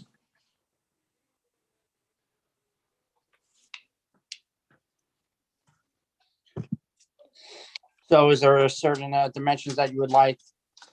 Well, and as Bill pointed out, you don't want it too small. I mean, it's obvious that, he wants to get some advertising from this. And maybe it's 4 by 6 or within that realm. It's a little bit less of a billboard. Okay, I could bring it up to him. Like you say, 4 by 6, like 4 wide, 6 high, or 6 high and 4 wide. Whatever, I think just a little less in your face. Understood. Okay, so I could George, you were concerned about the size. Do you have any sense of that? I don't want to give them a size to meet. I just say I think the one that they're proposing is too large. I would definitely be not comfortable this evening voting to grant them permission without the person who's paying for it agreeing to the changes. Because he may not want those changes, so a pending approval, I would definitely vote against. I mean, if he's paying for it and we're asking him to change it, he might just say no to everything, and that's life. So us giving an approval to go ahead, pending his approval to change his sign, shouldn't go that way. Well, if I could interrupt, Chris Morgan, who is the business owner, he said he would install them. He wants to install the scoreboards for the fields. He would like that thing. If he says if he doesn't get it, he's still going to install the scoreboards. Your proposal that you presented to us includes that size sign per his request, I'm assuming. So if we're changing his request, the whole project may be changed, and I would not be comfortable voting, giving you approval to install them until he approves the change. Understood. Okay, but we have a second on the motion. I really don't know if we do or not.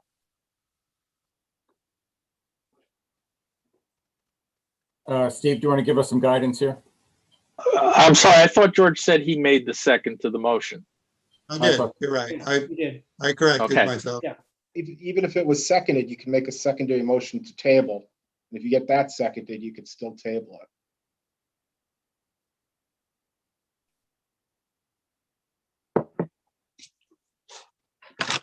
That's what you want to do. Other than that, you vote on it. Well, I mean, I'm ready to vote on the motion. Could move to modify it as well, of course.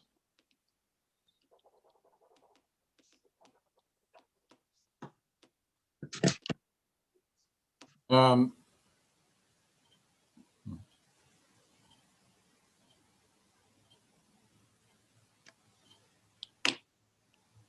So the color of the sign shouldn't be a problem. I mean, that's that easily fixed. So I guess we're getting down to, you know, a word or two in the language and the size of the sign. Could that be a separate thing determined at the next board meeting? The final approval of the sign, The size of the sign. the size and color? If that's what the board wants to do, of course. Yeah. Okay. You're gonna have to modify. How would we modify this motion then? Motion to amend to omit the reference to the sign. Right. Subject to further consideration By the board. by the board. Can I second that as amended? Somebody has to make that motion as amended. I make a motion to amend to omit the reference to the sign, subject to further consideration by the board. And then somebody has to second that, and then you would vote on the motion. Okay, I'll second that. Somebody's got to make the motion We first. have to make the Excuse motion. me, there's no reference to the sign in the motion. There isn't? I thought it was part of the plans. It's the letter dated April 13th. So I don't know where the sign comes into this. it's contained in the letter dated April 13th. Okay.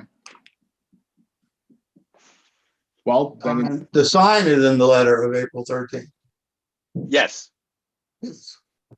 I still think the motion would work, notwithstanding that. Just because you want to be clear that the sign is not part of the approval.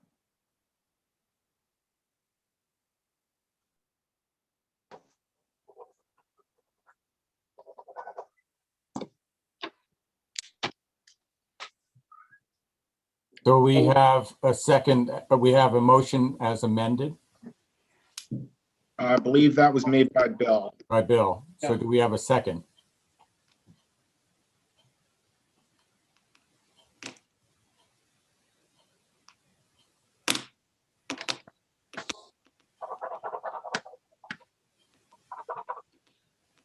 Could you just, Steve, please restate what the motion would be? Okay, let me pull up the motions. The first motion, well, right, the motion on the floor right now is motion to grant permission to the Warwick Little League to install new state-of-the-art scoreboards on the Brown and, is it Koch or Coke? Koch. Right. Ball fields in Memorial Park, as per their letter dated April 13, 2021, omitting the proposed sign subject to further consideration of the village board.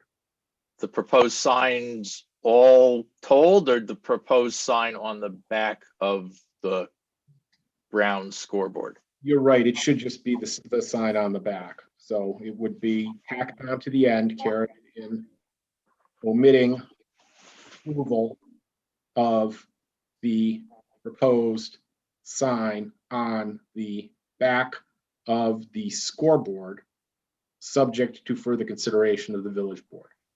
Scoreboard on the Brown field.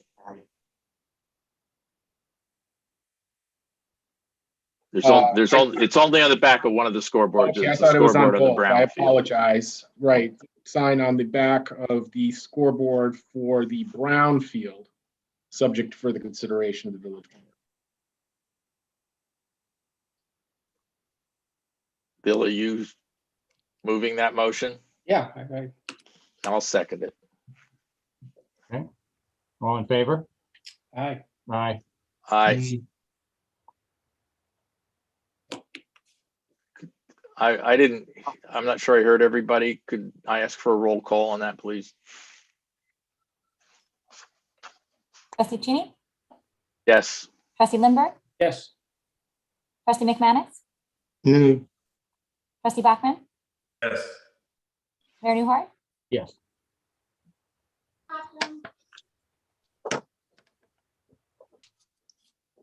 Rich, thank you for coming this evening, and hopefully we'll just get this piece clarified, and we can move forward with the signage. And I think it's not that hard of a thing to work out. I appreciate all you guys' time. Thank you very much. Yeah, thank you, Rich. Barry, would you take the next motion, please?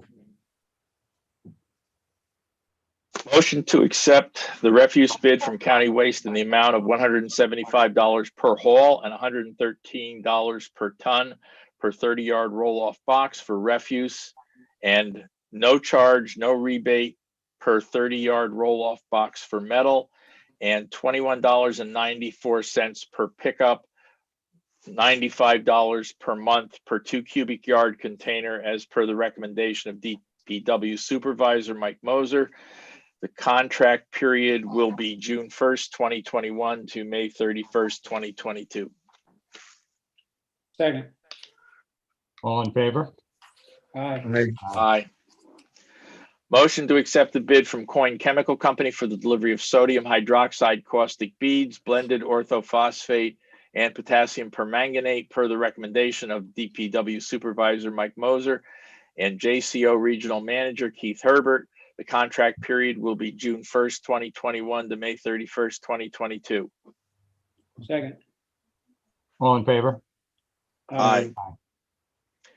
Motion to accept the bid from ESC Environmental Inc. for the delivery of sodium hypochlorite 12.5%, sodium bisulfite 38%, and citric acid 50% per the recommendations of DPW Supervisor Mike Moser and JCO Regional Manager Keith Herbert. The contract period will be June 1st, 2021 to May 31st, 2022.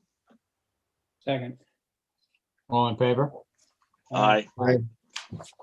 Motion to accept the bid from Slack Chemical for the delivery of PaCl sodium hydroxide liquid caustic 25% and sodium permanganate 20% per the recommendation of DPW Supervisor Mike Moser and JCO Regional Manager Keith Herbert. The contract period will be June 1st, 2021 to May 31st, 2022. Second. All in favor? Aye. Motion to approve the purchase of a 2020 Caterpillar Model CB 1.8 compactor from H.O. Penn in the amount of $30,000 as part of the New York State bid / Sourcewell purchasing network per the recommendation of DPW Supervisor Mike Moser. This is an emergency purchase that will be funded under budget code A.5110.2350. Second. All in favor? Aye. Motion to advertise for 4 seasonal DPW laborers at a rate of $15 per hour. Each laborer will be hired for a 12-week period at 40 hours per week. Start date to be determined by DPW Supervisor Mike Moser. Second. All in favor? Aye. Make a motion to approve the budget modification and transfer request as per the village treasurer's letter dated April 13th, 2021. Second. All in favor? Aye. Aye. Motion to adapt the budget of the village of Warwick for the fiscal year beginning June 1st, 2021. Second. All in favor? Aye. Aye. Make a motion to grant permission to Warwick Youth Football and Cheerleading to use Memorial Football Field and the area across from the Cason Baseball Field for practices and games from May 1st, 2021 to November 30th, 2021. All activities must be in accordance with Governor Cuomo's executive orders, New York State Regional Phase Reopening Plan, the Orange County, New York State Departments of Health. Completed park permit, proof of proper insurance, and security deposit have been received. It is the responsibility of Warwick Youth Football and Cheerleading to enforce that parking is on the designated parking lot and not on the grass on the entrance roads. Warwick Youth Football and Cheerleading will also be responsible to reimburse the Village of Warwick for Orange and Rockland electrical charges for the use of the Lice Memorial Park. All events must be in coordination with other activities taking place in the park, such as Warwick Little League, Highland Rugby, OC Bombers Softball, Warwick Adult Kickball, and the Warwick Wascals. Second. All in favor?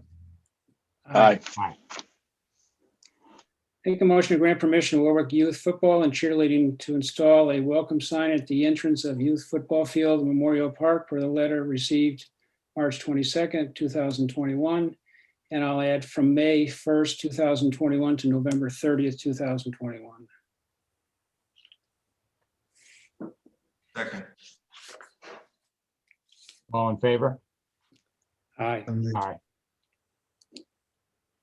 Make a motion to amend the motion made on March 1st, 2021, granting permission to Warwick Quilt Guild to use a pavilion in Memorial Park on Saturday, September 18th, 2021, from 7 a.m. to 6 p.m. to include a rain date of Sunday, September 19th, 2021, from 7 a.m. to 6 p.m.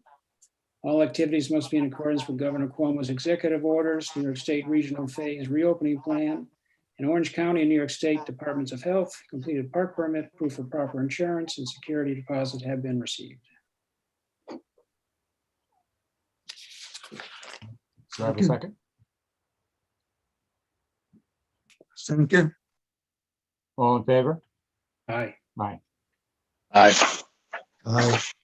Make a motion to grant permission to Christchurch, POWER, Powers of Words Exposing Racism, close quotes, to use Railroad Green and Railroad Avenue on Saturday, June 19th from 9 a.m. to 5 p.m. with the event beginning at 11 a.m. and ending at 3 p.m.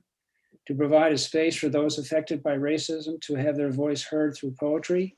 All activities must be in accordance with Governor Cuomo's executive orders, New York State Regional Phase Reopening Plan, and the Orange County and New York State Departments of Health. Completed park permit, proof of proper insurance, and security deposit have been received. Do I have a second? Since. All in favor? Aye. Aye. Aye. Make a motion to close Railroad Avenue on Saturday, June 19th, 2021, from 9 a.m. to 5 p.m. for the benefit of Christ Church, Power, POWER, Power of Words Exposing Racism, and to place 16 no parking bags on the meters on Railroad Avenue, beginning at 7 a.m. Do I have a second? Second. Okay. All in favor? Aye. Aye. Aye. Raina, could you just make a note that they need to pick up and place the bags on the meters in the morning? Okay. And I'm just, we'll probably be closing the road anyway for the restaurant, so DPW could probably take care of taking them off.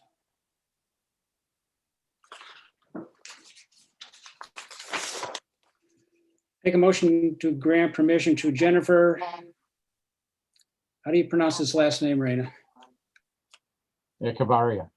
Okay, thank you. To use Memorial Park Pavilion on Friday, May 14th, 2021, from 2 p.m. to 8 p.m.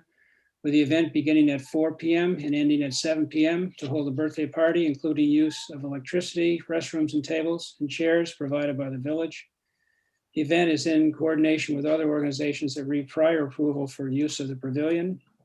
All activities must be in accordance with Governor Cuomo's executive orders, New York State Regional Phase Reopening Plan, and Orange County and New York State Departments of Health. Completed park permit, proof of proper insurance, and security deposit have been received. Thank you. All in favor? Aye. Aye. Aye. Corey? Resolution setting a public hearing on the application of Village View Estates LLC for a special use permit for density bonus lots. Whereas the Village of Warwick has received an application from Village View Estates LLC for a special use permit pursuant to Village Code Section 145-29D4 for approval of density bonus lots in a cluster development subdivision. And whereas the village code requires the village board to hold a public hearing on the said application. Now therefore be it resolved as follows. 1, that the village board hereby schedules a public hearing on the application of Village View Estates LLC for a special permit for approval of density bonus lots in a cluster development subdivision pursuant to Village Code Section 145-29D4 for May 20th, 2021 at 7 p.m., 7 o'clock to be held at Warwick Town Hall, 132 Kings Highway, Warwick, New York. And 2, that as required by Village Code Section 145-161, 1, the village clerk shall publish and post notice of the said public hearing. 2, the village clerk shall mail notice of the said public hearing to the applicant. 3, the applicant shall mail notice of the said public hearing by certified mail at least 10 days before such hearing and to all property owners within 300 feet of the property line of the subject property. 4, the village clerk shall mail notice of the said public hearing to the Orange County Planning Board at least 10 days prior to the public hearing as required by Section 239M of the General Municipal Law.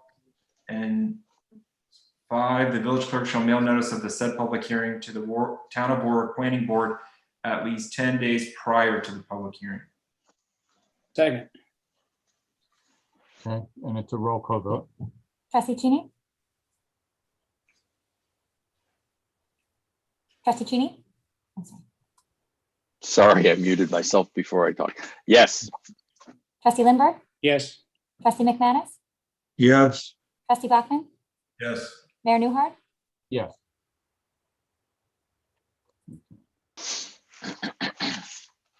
I know motion 17 was amended. I'm just not sure of the language to start, but I think I got the language at the end of it that Stephen recommended.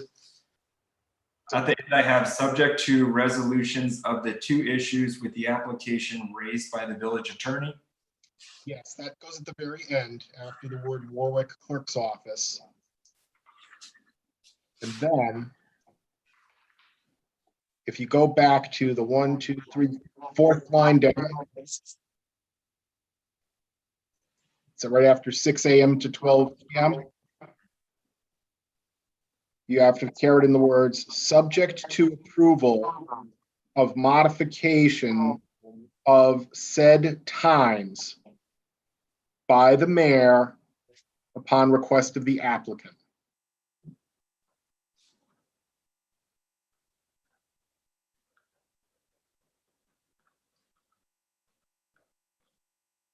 Okay, subject to approval of modification of said times by the mayor upon request by the applicant.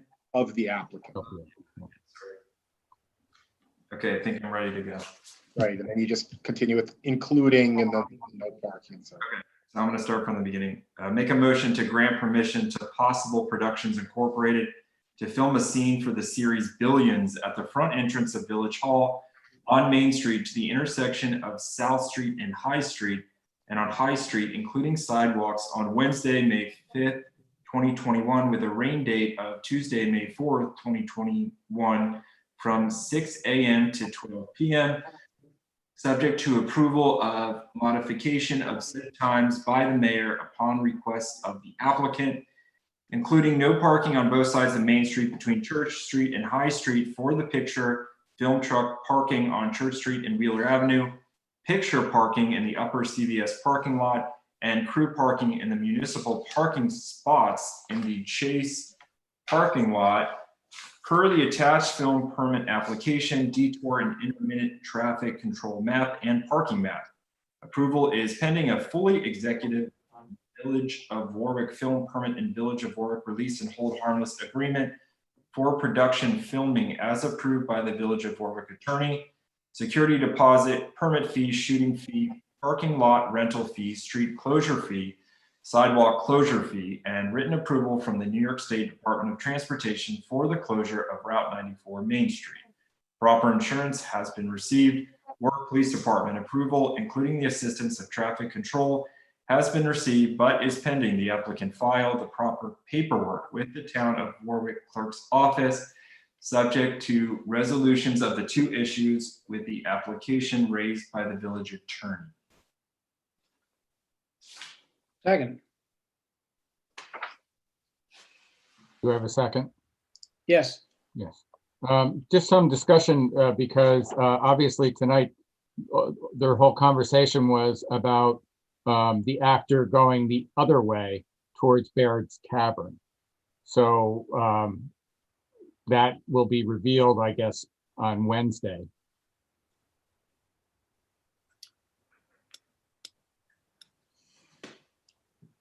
Yeah, I would just suggest the last line on the first page there, as far as Chase parking lot,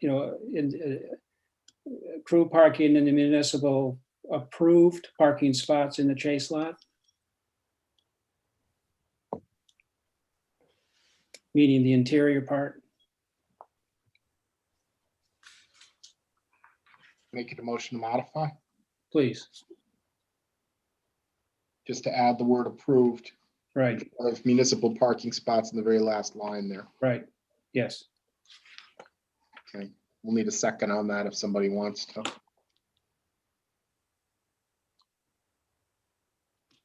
Second. Well,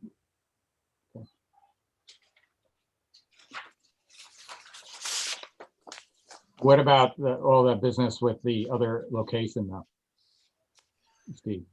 It's not covered by this, Michael? I don't understand where it's not.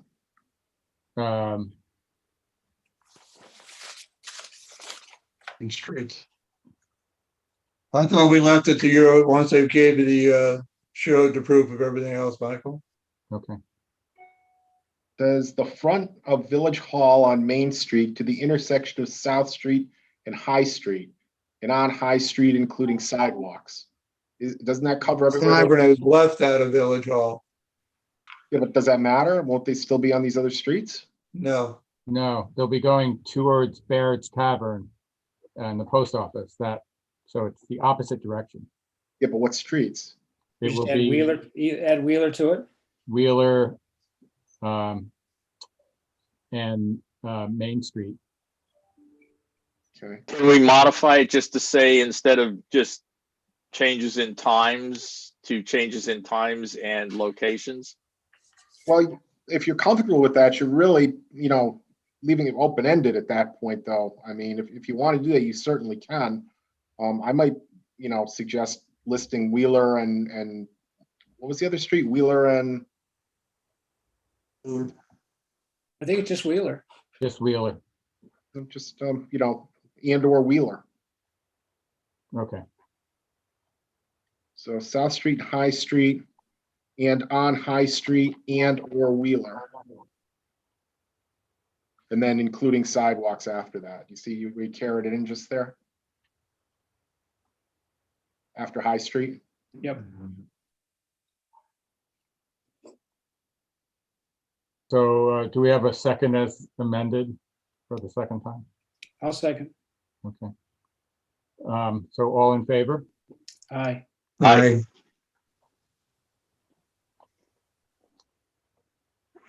George? yes. I make a motion to grant permission to the Warwick Community Bandwagon, Inc. in collaboration with Wickham Works and the Warwick Valley High School Gay Straight Alliance to use the lawn, pavilion, and gazebo areas by the front entrance of Stanley Deming Park on Saturday, June 5th, 2021, with a rain date of Sunday, June 6th, 2021, from 1 p.m. to 10 p.m., with the event beginning at 5:30 p.m. and ending at 8:30 p.m. for a Pride Day of acceptance celebration, including use of electricity, restrooms, tables, and chairs provided by the village. All activities must be in accordance with Governor Cuomo's executive order, New York State Regional Phase Reopening Plan, and Orange County and New York State Department of Health. Completed park permits, proof of proper insurance, security deposits have been received. Second. Second. All in favor? Aye. Aye.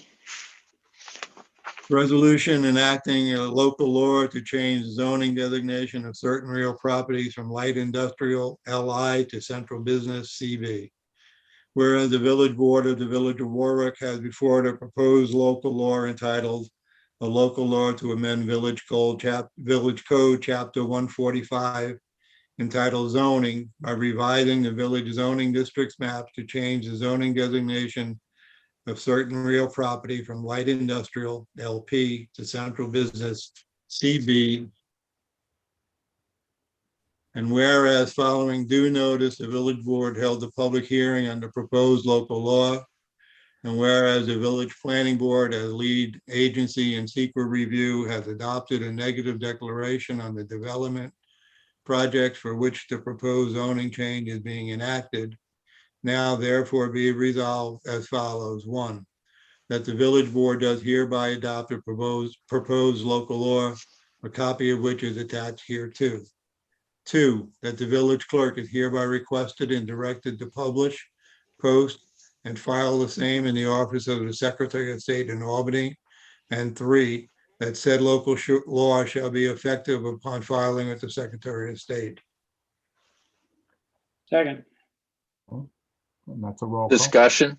Oh, okay, yes, go ahead. Yeah, I guess I've got a couple of issues with this.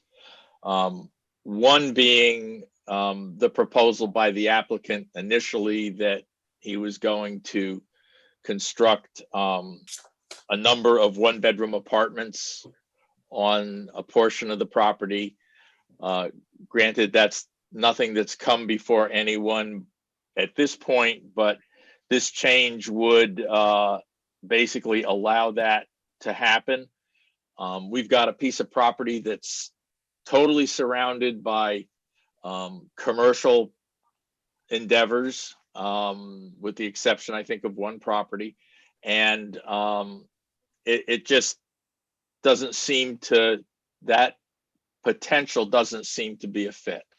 And we're basically giving up the ability of anyone who wants to develop any type of an establishment that's allowed in the LI zone from being ever able to develop anywhere in the village unless we change another piece of property to LI. So I think those are concerns, at least that I have.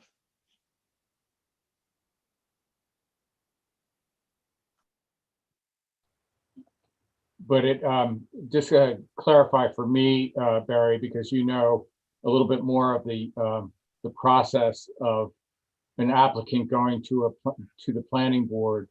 Let us just say that this zone change is made, and then the applicant wants to create this housing,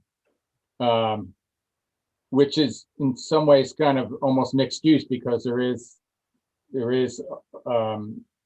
offices and other, as you say, other activities that are more commercial happening. But what would that applicant, I mean, he doesn't get the carte blanche to just do it. He would have to go to the planning board and probably go through SECRA for that particular piece, correct? Whatever change from what he's been given a building permit for now would have to go to the planning board. Yes. And, you know, at least get neg decked by seeker. So, I mean, isn't there kind of a level of protection right there? I mean, in terms of what he can or can't do? Well, he's allowed to do what's allowed by the zoning. Right. They would have difficulty stopping him from doing something that's allowed within the zoning.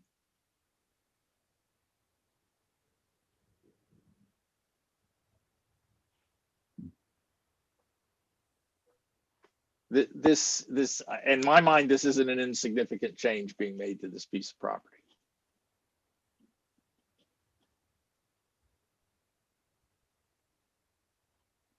And mostly because it's, you know, if we had acres and acres of property in the LI zone, then it probably wouldn't matter as much to me. But this is basically the last piece.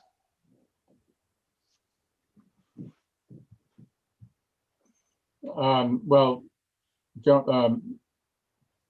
Georgia Pacific is in the LI zone, correct? And Georgia Pacific, I believe, is built out. Right. I believe probably Conklin and Strong is also, Cukins, I'm sorry, is also in the LI zone. And that's, pretty much built out unless they decided to change something. And I mean, the zone change, things may change on any piece of property at any given time. Place can go under new ownership and a whole different plan can be created.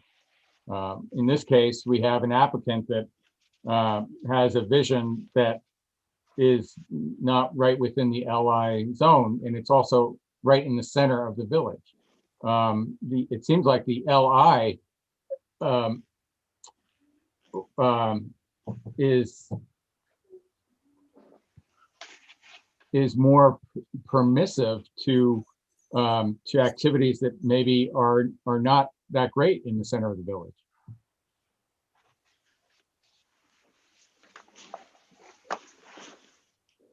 Do you know what I mean? I'm not going to argue that point.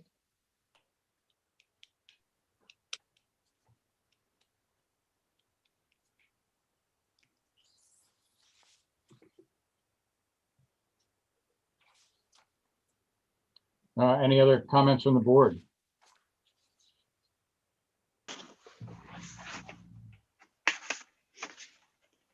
So we have a second, we have comments, and so let's do the roll call vote.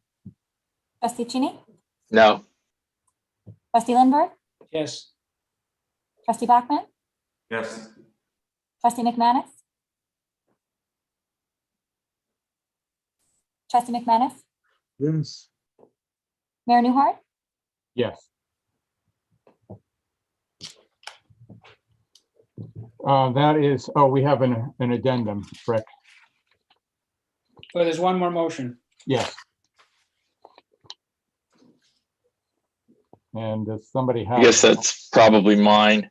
Okay. Motion to authorize the mayor to execute and issue a notice of intent to correct defective work to PK Songer Plumbing in regard to the wastewater treatment plant UV disinfection improvements project, and to further execute any and all documents necessary to carry out the notice of intent to correct defective work. Second. Second. So what are we doing, Mary? Are we asking Sonar to come back and fix the problem, or? We have asked him to, and he has failed to do so. So we're taking, we're letting him know that he hasn't done that. Steve, I don't know, maybe you can explain it better with, I don't want to get us in trouble. Let's just say that under the contract, the village is given certain remedies in the event that there's a disagreement as the proper completion of work. The village previously sent a letter to PK Songer in regard to some issues that had arisen and how they should be properly remedied, and that has not happened. So this is the next step in getting the work completed and resolving the outstanding contract issues with Songer. Any questions? And also, it's the timing on this project. This is the UV system in our wastewater treatment plant. Mr. Songer has not performed based on, in terms of the timeliness of it, and we have to move forward. So that's part of it as well. So we have a second. All in favor? Aye. Aye. That's it on motions this evening. Final comments from the board. Raina, were there also any comments from the public? Yeah. Yeah.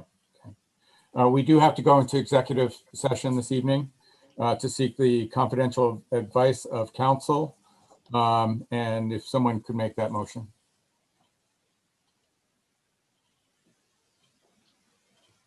Motion to go into executive session for advice of counsel, Second. confidential advice of counsel. All in favor? Aye. Aye. Aye. Is it gonna be quick? Yes. I think I'm not gonna go in then. I'll Okay, send a new Zoom invite to everyone. thank you, everyone. Thank you, Mike. Very good. Good night.